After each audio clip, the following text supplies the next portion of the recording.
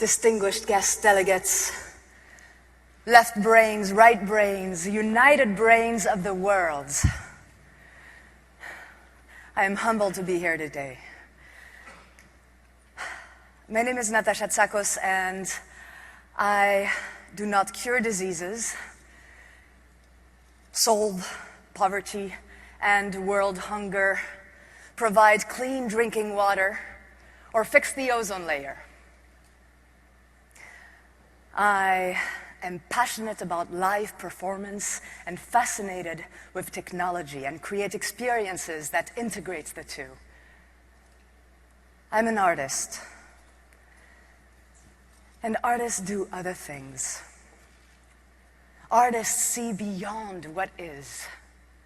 They see monuments in a piece of stone. They hear symphonies from silence. They envision futures that don't exist yet. They transport us to other worlds. They bring communities together and create awareness. Artists can move you to tears, move you to move you to reflect and change, move you to step out of your comfort zone. But what's interesting today is not so much the outcome, what artists do or don't. What's interesting today is the process. Because if we're talking about science, innovation, and technology, then we should talk about the arts. And here's why. I looked up innovation in the dictionary, and the dictionary is illuminating, or the definition is innovation, the process or action of innovating. So I searched some more and read other people's interpretations, shook it up. What about? Innovation is the result of a process that brings radical ideas to create positive change. Right? Innovation is the result of a process that brings radical ideas to create positive change. Yes? So innovation is not the answer, but the process of innovation is. Then what is that process? What secret sauce makes innovation happen? I think we could all agree that creativity is one ingredient, but then again, what is creativity and how do we get creative? Back to the dictionary. Brace yourself. Creativity. The use of the imagination, okay, or the use of original ideas, okay, especially in the production of an artistic work. Wait a minute, does it mean only artists can be creative? Linda Neyman, who focuses on leadership and innovation, says, when we engage in what we're naturally suited to do, our work takes on the quality of play. And it is play that stimulates creativity. Isabel Benque Izquierdo, though she didn't quite say that this morning, but she talks about it a lot, says that our cousins, the bonobo monkeys, might have mastered the art already. Bonobos, play, creativity. Where is she going with this? Innovation is also not the same thing as an invention or an iteration, right? The process needs to leap instead of walk linearly.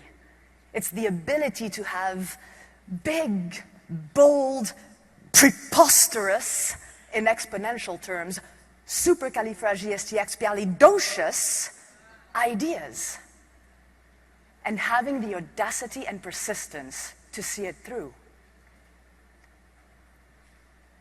But at some point in our lives, we stopped being encouraged to think big, bold, preposterous ideas.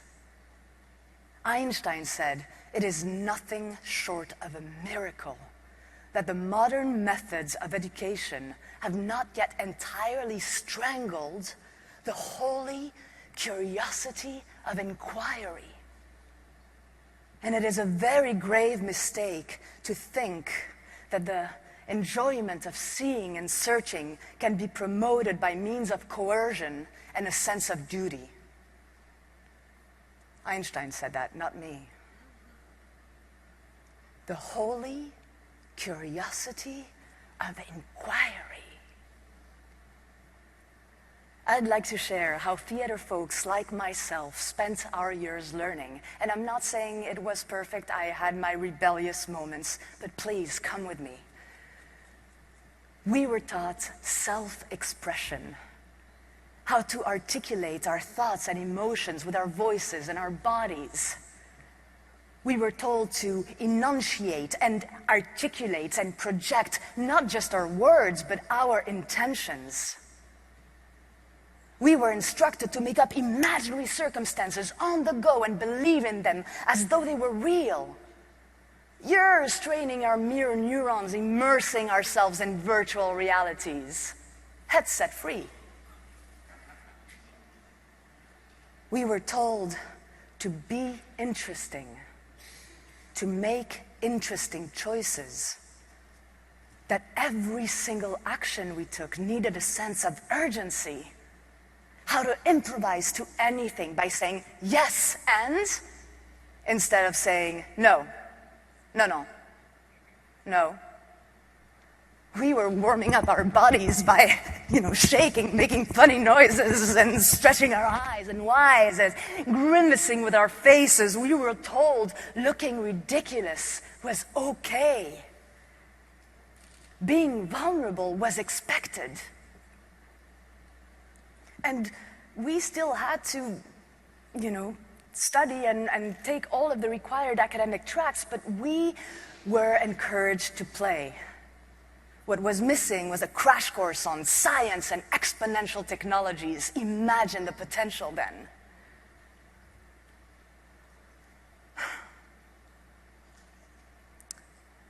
What I didn't realize and what I do now is that these were not so much theater skills as they are practical life skills.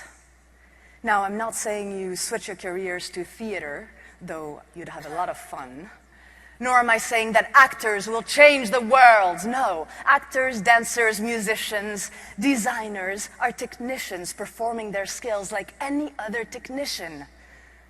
An artist combines her or his skills in surprising ways to create original work that has value, no matter the discipline.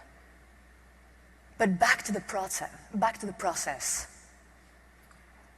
When was the last time that you were encouraged to be different, to be ridiculous, to take risks, to exercise your imaginations and empathy by diving in make-believe worlds and become different characters? Practical creative gymnastics that might help us prepare for this next wave. Robots are taking over the dull, dumb, and dirty jobs. Artificial intelligence is eradicating redundancy. We should be celebrating, but we're not. Not half of the population projected to be out of work in the next 20 years. It could be me. It could be you. We live in a climate of uncertainty, yes, but meanwhile we have squandered our passions and originalities. We've let politics, status quo, rules and regulation, a media that does not have our well-being at heart, and so much nonsense in the way, we might have forgotten or under-practiced the art of being human. We've been running on automatic.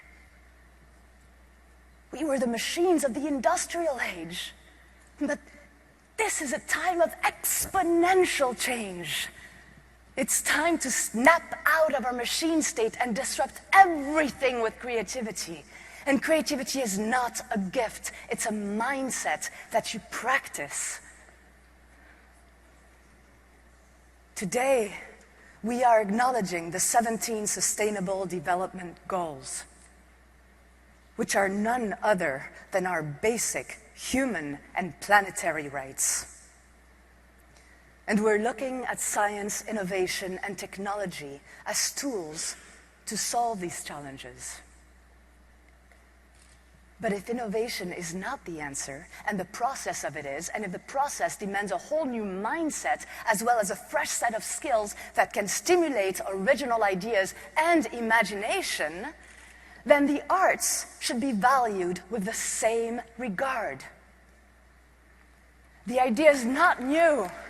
It was proposed in 1851, and we hear its need echoing from big corporations to parts of the educational system, but still not enough. Taking STEM, science, technology, engineering, and mathematics, to STEAM, science, technology, engineering, arts, and mathematics.